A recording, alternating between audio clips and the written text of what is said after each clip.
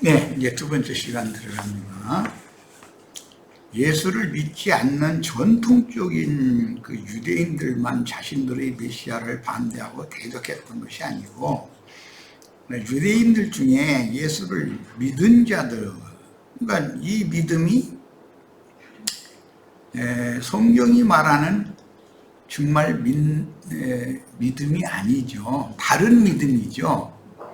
그래서 다른 믿음, 귀신들의 믿음으로 유대교의 율법도 행하고, 이제 혼합이라는 거, 이거 보고 이제 혼잡하게, 말씀을 혼잡하게 한다는 얘기를 하는데, 유대교의 율법도 행하고 복음도 믿는 혼잡한 자들인 거짓 지자들이 더욱 적극적으로 믿음의 도를 회방하며 대적하는 자칭 유대인이라 하는 유대인의 회당이라는 것은 어쩐 집이라는 말이 아니라 그런 무리다. 이게 단체, 그냥 뭐 민주당, 뭐 무슨 당, 뭐 우리나라가 지금 정권 잡은 당이 무슨 당?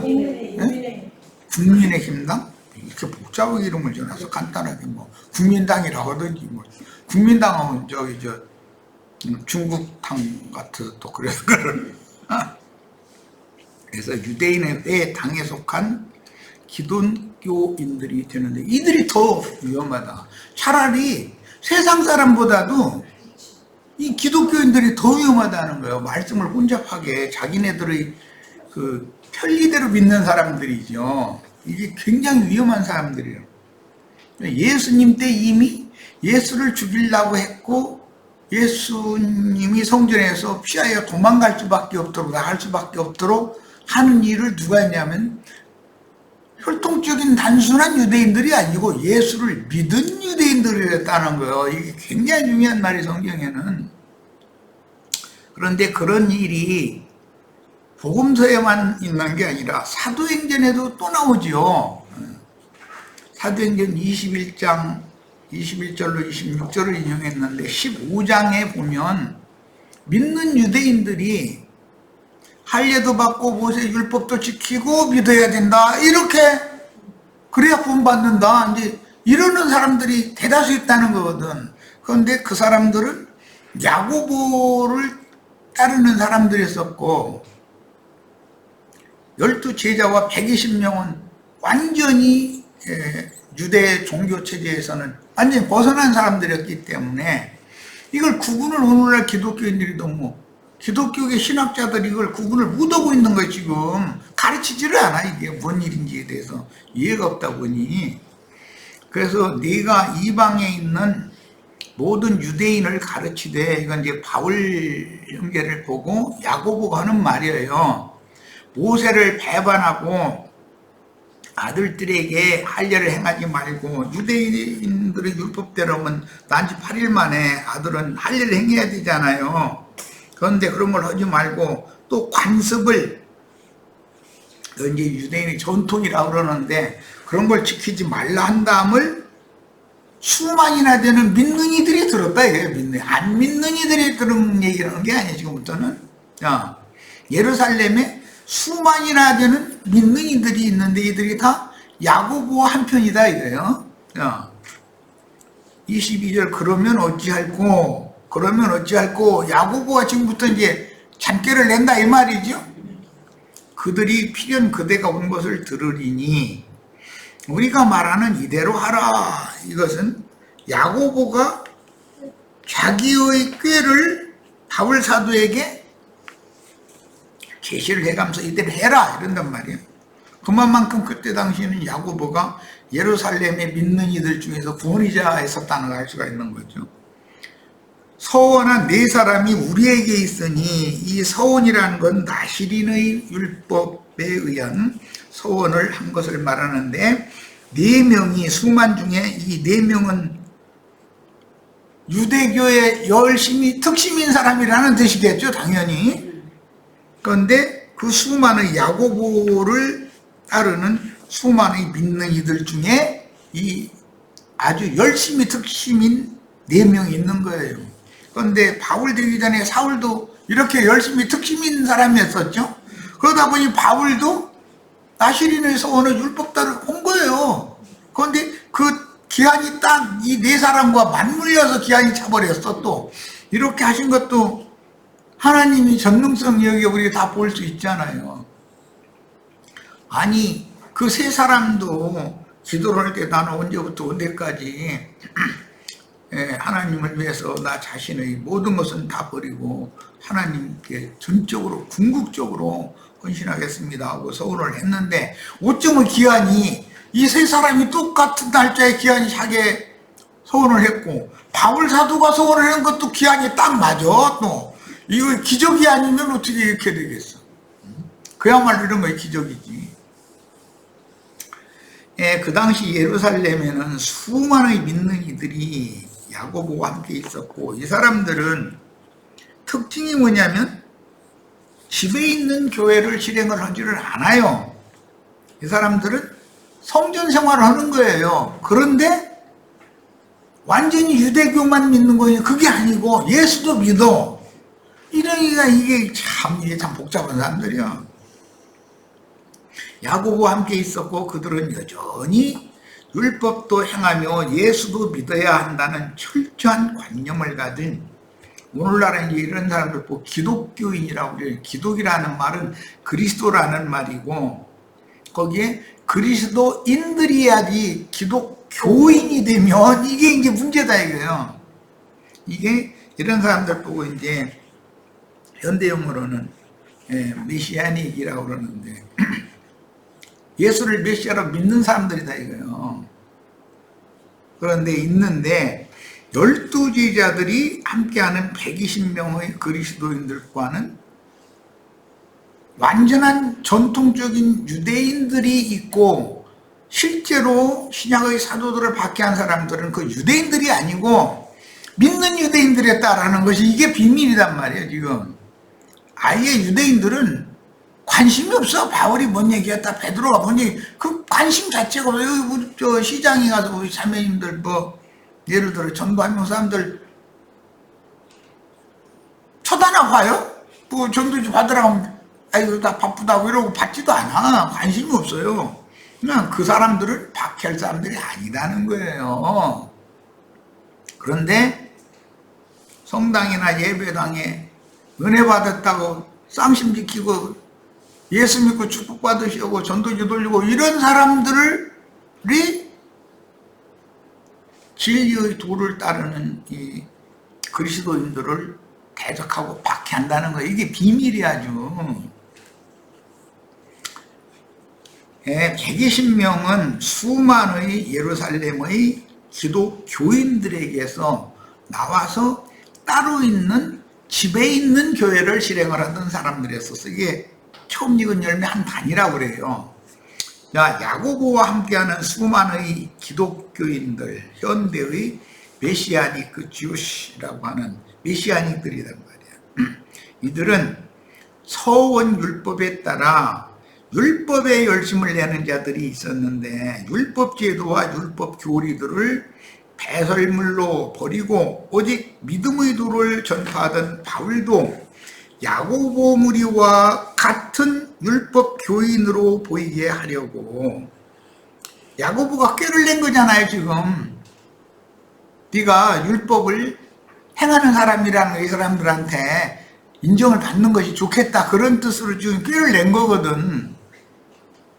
서원 기간이 만료된 그 네 사람 그들의 제사 비용을 바울을 통해서 대신 내게 하여 바울도 여전히 율법을 지키는 자라고 여기게 했다는 거예요.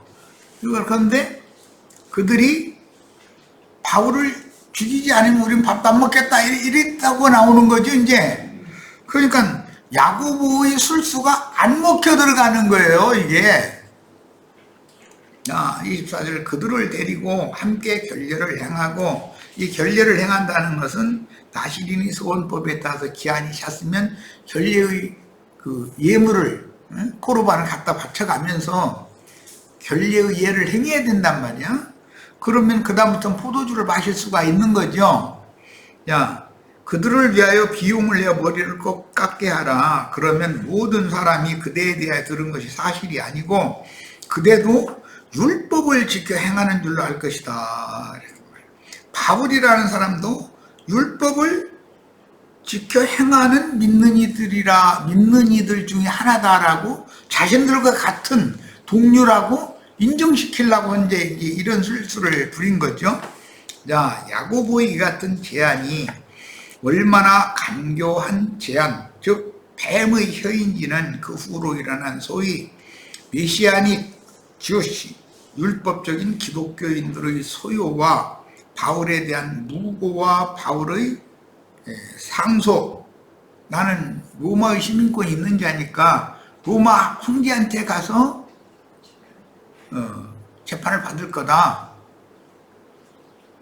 나는 유대인의 신분이었지만 로마 시민권을 가지고 있다. 지금 이것을 제시를 해가면서 너희가 나를 죽일 수 없다. 로마 황제 허락이 없으면 너는 날 못 죽인다. 이제 이렇게 제시를 하니까 로마 군병들을 동원시켜가지고 천부장이 그 믿는 유대인들에게서 바울을 안전하게 보호를 이제 해가지고 로마로 이제 보내는 거예요. 황제한테 가서 재판을 받겠다고 청원을 했기 때문에. 자, 그래서 로마 군대에 의해 안전하게 로마로 호송되어 옥에 갇혀서 전도하게 된 바울의 남은 생애로 잘 드러나고 있는데, 이 말은 율법에 의한 나시린의 서원 그 기한이 차도 이제는 영적인 참 나시린의 기한이 새로 시작된다. 머리가 새로 자라기 시작한다. 이 말을 이제 구약의 율법을 우리가 잘 알아야 된다고요. 나시린 기한이 차면 머리를 자르고 그 다음 머리가 다시 길어나잖아요. 야, 그러면 이것은 참 나시린이 생명의 능력이 더 주어져서 이제는 완전히 영과 생명의 법칙에 따른 하나님을 위해서 온전히 궁극적으로 드려지는 나시린으로 지금부터 바울이 헌신하게 된다는 거예요. 지금까지는 많은 일을 해가고 이방 땅에 다니면서 전도도 하고 많은 일을 했지만 무효다. 이게 그거 지나간 날 뭐 고린도 교회에 골로새에 어디에 뭐 이게 1차 서신이라고 하는 그 서신들을 많이 어마어마한 일을 했어요. 그런데 하나님의 관점으로 보면 그거 다 무효다 이거예요. 지금부터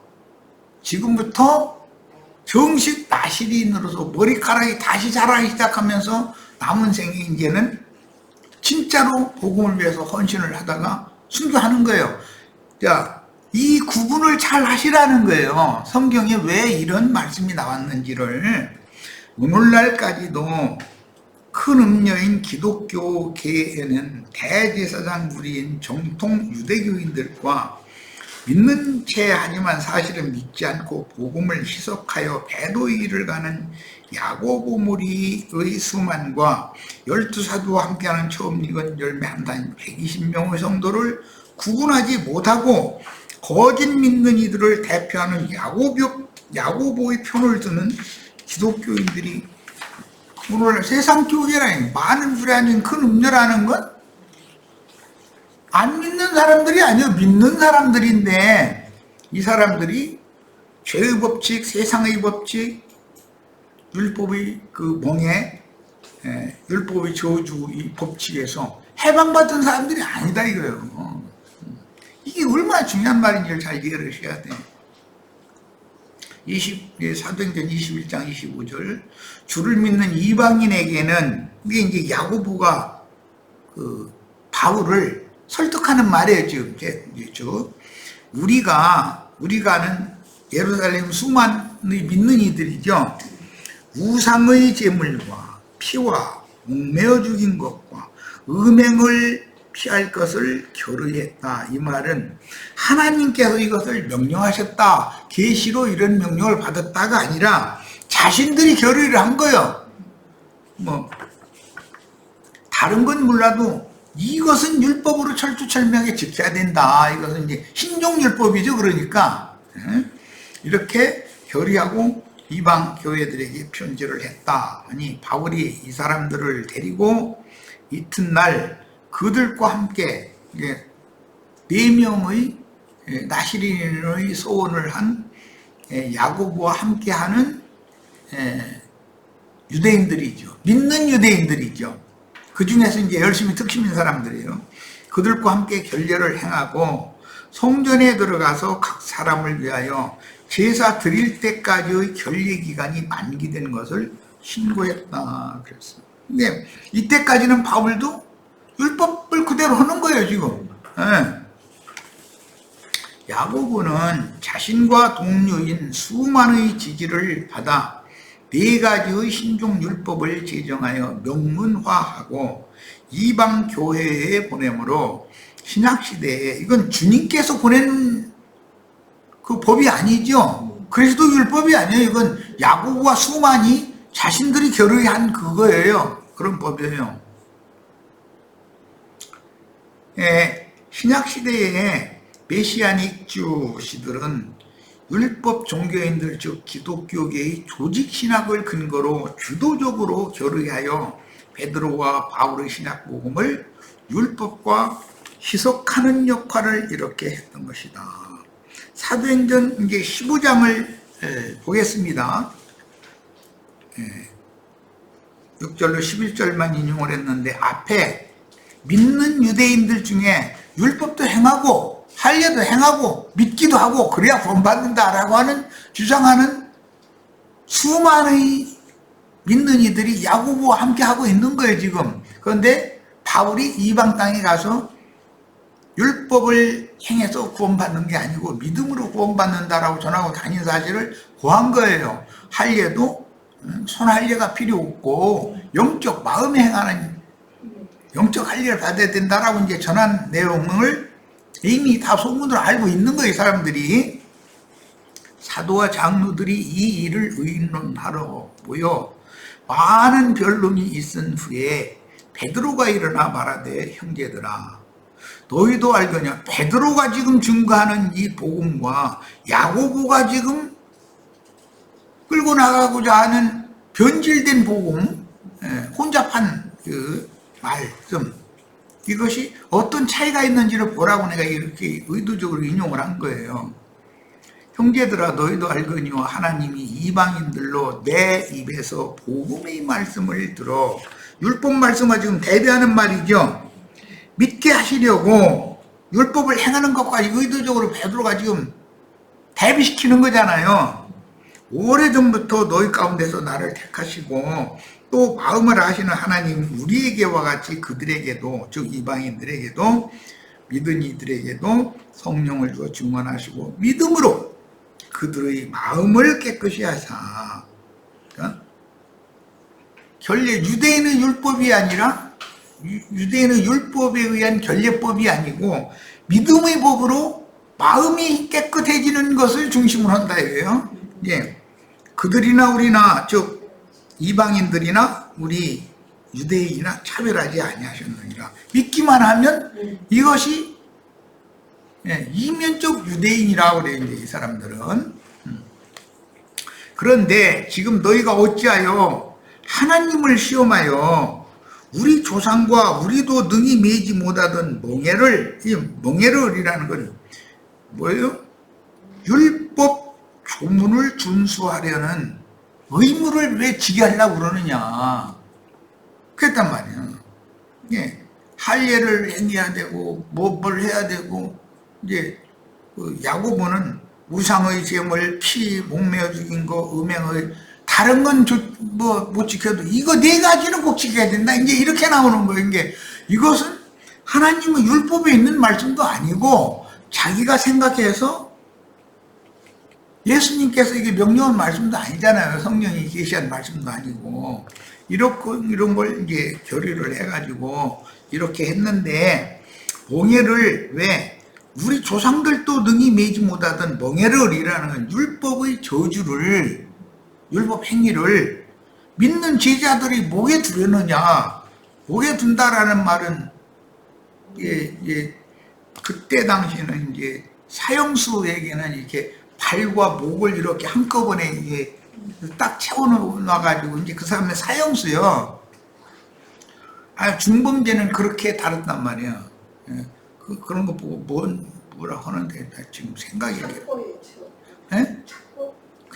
그냥 탁구만 매인 것은 아니고 사형수는 목과 발목을 한꺼번에 넓은 판때기 이런 걸로 해가지고서 온나탈자 무더기 이렇게 매놓는 도망갈 엄두가 나지 않게 만들어 놓는 이제 그런 거예요. 그래서 목에 둔다는 말은 사형수를 의미하는 그런 말씀이에요. 그러나 우리는 그들이 즉 믿은 이방인들이 우리와 동일하게 주 예수의 은혜로 구원받는 줄을 믿노라 이렇게 선언을 했어요. 그럼 베드로의 말이 맞지 야고보의 말이 맞는 게 아니다 이 말이에요. 야고보는 주님이 택한 사도도 아니잖아요. 베드로는 주님이 택한 사도들 중에 머리 사도인데 베드로는 복음을 명확하게 밝힌 거예요. 그런데 이거 반대되는 것을 야고보는 우상의 제물, 피, 목매어 죽인 거, 음행을 피하라. 다른 건 몰라도 이것은 꼭 지켜야 된다라고. 그런데 이게 뭐 나쁜 말이 하나도 없어요. 우상의 제물 먹으면 되겠어요? 무지한 사람 피 흘리면 쓰겠어요? 그리고 목매어 죽인 거 이것도 민수기에 나오는 말이거든. 모압 여인들의 그 제의에 참여했던 사람들 태양을 향해서 목매달아 죽였잖아요. 그리고 이제 음명을 피하라 이것을 결의하고 보냈다. 이게 야고보가 자기 마음대로 정한 거예요. 이 네 가지 법칙은 이제 신약 믿는 이들이 이건 꼭 지켜라 이런 거예요. 그런데 바울이나 베드로가 전하는 것은 다 믿음의 법칙을 증거하고 주 예수의 은혜로 여러분이나 나나 누구나 간에 주 예수의 은혜로 구원을 받는 것이지 뭘 행해서 지켜 행해서 구원받는 게 아니다라고 명확하게 지금 증거를 했어요. 야, 봉해라는 말은 주문의 율법 준수를 하라는 의무를 지키는 걸 말하는 건데 현대의 기독교계가 소위 조직이나 교리들인 육체의 율법 행위와 믿음의 행위를 혼합하여 가르치고 실행하므로 큰 음녀인 큰성 바벨론이 되는 근원은 율법 행위와 믿음의 행위에 관하여 불분명한 예수를 믿은 유대인들을 대표하는 야고보 무리가 진리의 혼잡을 주도한 것이 오늘날 기독교계의 이런 현상으로 쭉 이어온다. 예수님 때도 믿은 유대인들이 예수를 죽이려고 박해하니까 예수님이 성전에서 도망갈 수밖에 없었잖아요. 피해갈 떠날 수밖에 없었잖아요. 이런 일은 오늘날도 똑같이 계속 이어지는데 중간에 야고보가 이런 역할을 했다. 초대교회 때 사도시대 때 인용한 사도행전 21장을 통해서 사도시대까지는 얼마나 혼잡하고 무질서한 신앙생활을 했는지를 알 수가 있으니 오순절 율법의 떡 두 덩이는 다른 절기 때는 유교병으로 제사를 하면 안 돼요. 그런데 오순절 절기 때만큼은 반드시 유교병 제사를 하도록 율법에 이미 정해져 있었어. 야고보의 너무도 그럴듯한 제안을 통해서 율법도 지키며 믿어야 한다는 그 당시 수많은 믿는 이들의 소위 거짓 신앙이 오늘날까지 어떻게 암암리의 영의 흐름이기 때문에 기독교계에 예수님을 죽이려고 했던 유대인들의 그 관념이 사도시대에 사도행전에 야고보와 함께하는 수많은 믿는 이들의 관념 그것이 이어서 오늘날까지 계속 기독교계로 흘러내려온지를 영의 흐름을 알아야 된다 이거예요. 이제 제일 중요한 건 이거예요. 영이라는 것은 흘러가기 때문에 그것은 중간에 끊어지는 법은 없어요. 물도랑을 물줄기를 유대인들에게만 흘러가던 그 도랑을 딱 막고 이방인 쪽으로 물길을 돌려놨다라는 것만 차이가 있지 아무것도 달라진 것이 없다 이 말이에요. 그래서 자칭 유대인의 회당 이야기가 계시록에 나오는 거다 그 말이야. 어떤 흐름이 있는 거다 성경이라는 건 말이에요. 바울님은 그때 비로소 율법을 행하는 거짓 신앙과 그리스도 율법인 복음을 믿음으로 행하는 신앙생활의 분기점이 되었다. 바울도 그때까지는 혼돈 중에 있었다 이거예요. 나실인으로서 율법대로 서원을 했고 서원의 달수가 찼기 때문에 결례도 했고 율법을 다 한 거예요. 예. 바울 사도가 이것은 뭔가 잘못이다라면 거부했겠죠. 그런데 거부하면 하나님의 뜻이 안 이루어져. 로마에 가서 바울을 전도자로 로마로 보내서 정인으로 쓰셔야 되는데 머리를 일단 율법에 의한 나실인 서원을 한 머리는 이제 일단 자르고 새머리를 기르게 만들어 가지고 새 영과 새 마음으로 능력과 권세를 행하게 만들어야 하나님의 말씀이 이루어지는데 바울이라는 사람이 그때 나는 그 율법적인 서원 그 죄에서 안 올 거야 만약에 잃어버렸으면 하나님의 말씀이 거짓말이 돼버리잖아요. 안 이루어지잖아요. 이런 걸 우리는 생각해가면서 읽어야 된다 그 말이에요. 예, 성경을 자세히 살펴보고 성경을 정확하게 이해하지 못하면은 자유자가 될 수가 없어요. 왜? 진리를 알아야 진리가 자유롭게 할 수 있는 거니까. 자, 이제 민수기 6장 18절로 갑니다. 자기 머리털을 밀고 그것을 화목제물 밑에 있는 불에 두어라 그랬는데 이건 이미 설명을 했었어요. 화목제물은 맨 마지막에 하나님과의 관계가 정상으로 회복됐다라는 것을 기념하는 제사인데 화목제물의 그 제육은 석쇠 위에 고기를 매달아 놓고서 밑에 그 놋그물에 펼쳐놓은 숯불로 태우는 건데 숯불에다가 직접 머리카락을 직접 갖다 넣어서 태워버리라는 거예요. 이건 뭐죠? 옛사람과 그 행위, 율법 경륜의 모든 것들은 율법의 능력과 권세라는 것은 완전히 하나님이 그만큼 미워하고 숯불이라는 건 최종적인 형벌이잖아요. 하나님의 심판이잖아요. 그러니까 유대교라고 하는 것은 유대교인들의 율법적인 나실인의 법칙에 의한 그 나실인이라는 표시는 하나님이 그걸 아예 그냥 고기 채워서 석쇠 위에 있는 고기 위에다 올려놓아서 태우라는 것도 아니고 아예 숯불에다 그냥 즉각적으로 태워버려라 이랬단 말이에요. 그러니까 하나님은 그것을 얼마나 저주하시고 싫어하시는지를 알 수 있지 않냐. 율법적인 나실인이라 할지라도 율법 제도에 의한 나실인 머리카락 길려가지고 난 나실인이라고 여기 엊그제 말씀 나눴지만 그 다윗의 아들 압살롬의 머리처럼 그것을 그렇게 미워한다 싫어한다는 걸 알 수 있지 않냐 말이에요. 자, 사사기 이제 16장 21절로 31절 엊그제 다뤘는데 이제 빨리 읽고 마치겠습니다. 블레셋 사람들이 그를 잡아 그의 눈을 빼고 끌고 가사에 내려가 놋줄로 매고 그에게 옥에서 맷돌을 돌리게 하였더라. 가사의 옥은 삼손의 순교지였었죠. 그 가사의 옥에서 그 사람 끌어내가지고 블레셋인들의 그 신전에 가서 맷돌 돌리게 했잖아요. 거기가 순교지다 이거예요.